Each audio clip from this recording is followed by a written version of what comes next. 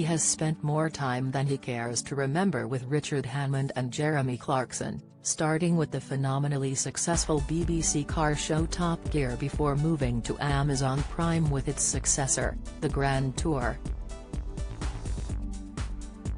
Of course, the team have evolved and developed, but they certainly haven't mellowed, he says.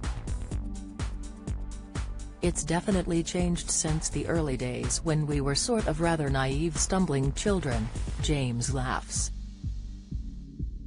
We have learned to properly dislike each other over 20 years, we have refined our mutual loathing of each other's small habits and speech mannerisms and dress sense and food choices and opinions on bloody football. It's appalling really.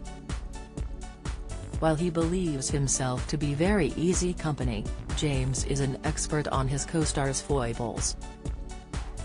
Hammond's got an irritating habit, and it took me many years to tell him that I didn't like it, he says. He puts Marmite on his toast, he does it in a rather. I know people think him pedantic, but Hammond puts his butter on his toast and he spends ages spreading his Marmite until it's almost all off the knife, but there's always a bit left. And he sticks it in the side of the bread to clean it off, and for some reason when he does that I could quite easily douse him in petrol and set fire to him. Jeremy is mainly, well, he goes on a lot, obviously, and has quite needy, so he is very keen. He says, we all have to sit in the bar, we all have to sit in the restaurant, and he says critical a lot.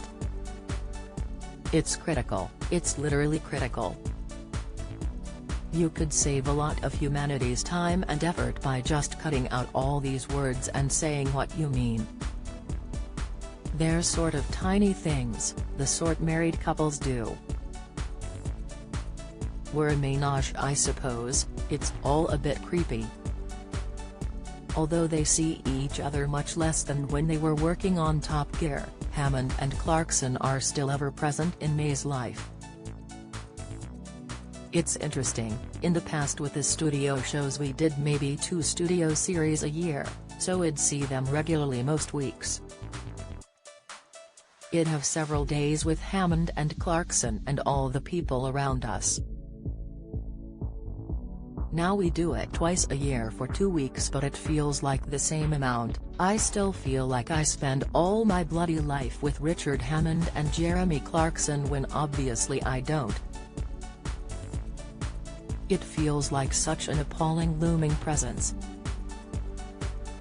The latest Grand Tour special sees them off to Scandinavia to drive saloon rally cars 127 miles north of the Arctic Circle across Norway, Sweden and Finland on a catastrophe-filled adventure through what has been described as Europe's last great wilderness. So far, so simple, but of course chaos ensues. This time, however, Simpkins Timit isn't Hammond, who was severely injured in a high-speed crash in 2007 and has suffered at least 2 more, who gets into trouble, but Captain Slow James. He smiles, Hammond is a bit boring in this one, but it's okay because I smash a car up. I drove into a cliff. Yeah, I was okay. The car wasn't though. The car was a bit bent, so we had to mend it, which took a day out of our schedule, but it had to be unsquashed. That meant that Hammond didn't have to have a crash on this one, so he got off lightly. We might have to pay him slightly less for this one. James has been able to do some amazing things and travel to amazing places through his work with Hammond and Clarkson, and together they racked up visits to an enviable list of countries. Between Top Gear and the Grand Tour, James has worked in South Africa, Jordan, Cambodia, Chile, Bolivia, Vietnam, and Madagascar, and the team has driven around much of Europe. There was also a great deal of traveling in his other ventures, Oz and James' Big Wine Adventure with Oz Clarke, and Our Man in Japan. It all ground to a halt during COVID, but now has back on the road. James is still excited to discover new places. I might be a bit of a child, but I still get excited when I go to the airport. I get very excited. I get there and I think, oh, I'm going to go on a plane, and I buy a magazine and some sweets. It's like going on a school coach trip. I just find it really exciting, and then you land and you're somewhere else, it's all snowy and they've all got big jumpers on and they're eating herring. I thought I could do without the traveling, but then when we did it again I realized no, I actually really like going on trips. He adds, I'm now thinking in terms of bits of the world that I haven't been to, which is not that many, but I've never been to any of that bit where the Philippines or Indonesia is. I've never been to Bali, for example, not even a holiday. It would be nice to think of what we could do there, but we don't tend to think of the locations, we tend to start with the cars or the premise. Will a family car work off-road, for example? Then we choose the locations. We wouldn't say, right, we need to go to the Philippines, what's a car angle on that? It wouldn't really work like that. It does, despite appearances, at its heart have to be a car show. Otherwise we are undone. Traveling around the world to drive fast high-end cars on amazing roads would be the definition of a dream job to many, and James says he has to be grateful for the opportunities that have been granted to him.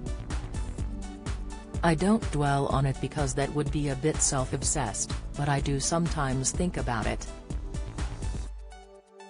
It's been 20 years now of doing this and the stuff I've done that I know I never would have done in some other walk of life. And I don't know what that other walk of life would have been because I was just adrift up until that point.